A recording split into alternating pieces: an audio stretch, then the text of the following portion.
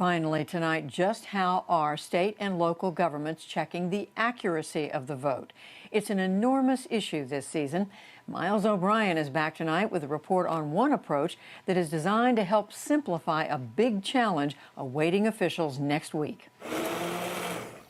We try to be minimal waste in the kitchen. This is the carrot tops, carrot greens. At his house amid the trees in the hills of Berkeley, California, mathematician Philip Stark is refining a recipe. It's vegetable soup. It's a homemade stock from whatever leftover bones I'd accumulated. For adding ingredients of trust and verifiability to elections in the United States. He's the originator of a big idea to make post-election audits much easier. It's called a risk-limiting audit, a technique that reminds him of cooking and tasting soup, or in the lexicon of mathematics, random sampling. So what is a random sample, and why can you learn something about a big group by looking at just a small sample from the group? After a good stirring, a tablespoon is all that he needs for a taste test. I don't need to drink some fixed percentage of the pot to tell if it's salty enough. I need about a tablespoon, regardless of how big the pot is, if I stir it well. Colorado was the first state to mandate risk-limiting audits in 2017. Nevada, Rhode Island, and Virginia have followed suit. In all, 46 states have some sort of auditing regime in place. But most are the traditional types, which require retrieving a much larger sample of ballots. We went to Brunswick, Georgia in September to see how a risk-limiting audit works outside the kitchen. It was a pilot audit of a state Senate runoff election. And you have an audit board number. So you're audit board 1, 2, 3, and 4. Monica Childers showed the ropes to local officials. She's with a nonpartisan nonprofit called Voting Works, focused on building secure, open-source voting and auditing systems.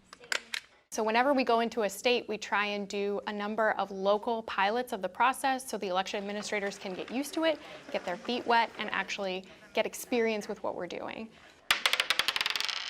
3. These audits typically begin with volunteer voters rolling 10 10-sided dice to generate a truly random number. Why do we use dice? There are several reasons. First of all, we want the audit to be random. So we want unpredictability. We want genuine probability so that we can do probability calculations. But then we also want transparency and reproducibility, and to the extent possible, public participation. 9, 3, 1. The random number is fed into Stark's formula, or algorithm. So is the number of ballots for each candidate and the desired accuracy. The formula determines how many randomly selected ballots need to be located and double-checked in order to give certainty to the outcome. In an audit like this, the total number of ballots is not what's important. It's the margin between the candidates.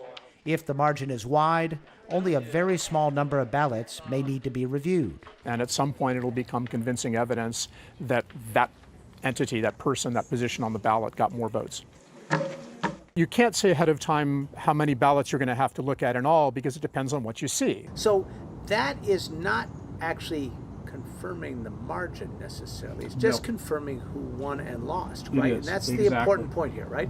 Absolutely. No, you hit the nail on the head. We are not auditing the exact count. We're just auditing the political outcome, who won.